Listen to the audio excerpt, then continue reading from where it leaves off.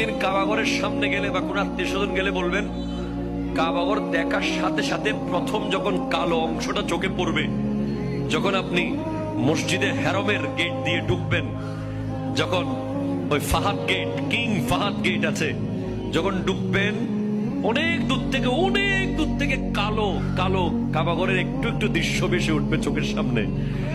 তখন দোয়াটা করবেন, কি দোয়া করবেন কয়টা? যখন কয়টা?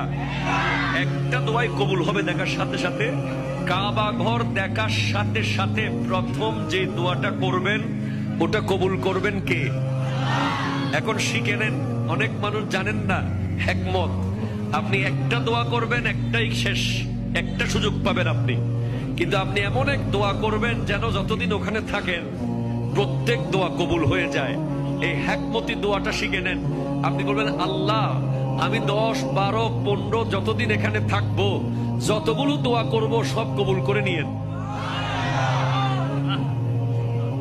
দোয়া করছেন কয়টা? পাবেন কয়টা?